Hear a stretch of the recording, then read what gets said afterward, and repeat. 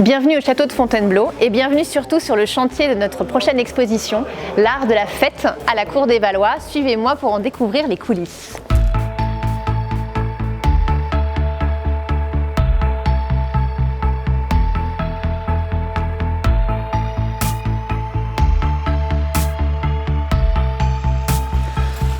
Alors à travers une centaine d'œuvres, l'exposition tente de retracer ce qu'est la fête au XVIe siècle et comment la fête devient un art.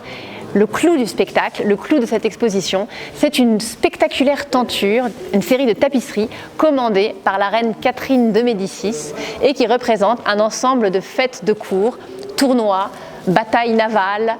festins, banquets, ballets, tous les éléments pour faire de grandes fêtes au XVIe siècle à la cour de France. Cette tenture nous est exceptionnellement prêtée par la Galleria degli Uffizi Palazzo Pitti à Florence, puisque en 1589, cette grande création pour la reine de France, Catherine de Médicis, est revenue sur sa terre natale, Florence.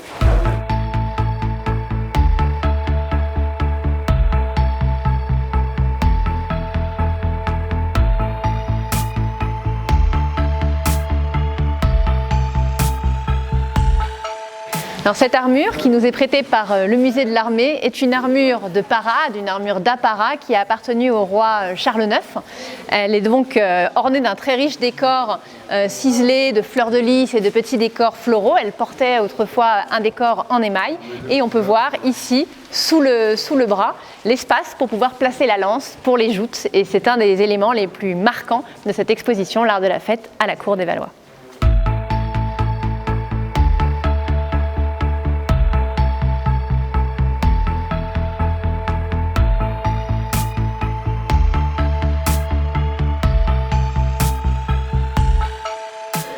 À la cour des Valois, la guerre est une fête et la fête prend parfois l'apparence d'une guerre. Et les jeunes princes de Valois, le futur Henri III, son frère Charles IX, leur frère cadet le duc d'Alençon, aimaient à faire des tournois dans les cours des châteaux où ils pouvaient prendre parfois le rôle de héros de l'Antiquité, Hercule, ou alors de héros de l'Ancien Testament, David. Et ils raffolaient des armures et des armures précieuses. Sur ce dessin, qui a été réalisé d'après un original de François Clouet, eh bien on voit le futur Henri III portant une demi-armure en fait très comparable à celle du roi Charles IX qui est présentée dans l'exposition, et l'on voit à quel point le dessinateur a voulu montrer l'éclat de ces armures avec ces rehauts d'aquarelle qui montrent un or rougeoyant et un très bel armet à côté duquel sont placés les gantelets du jouteur.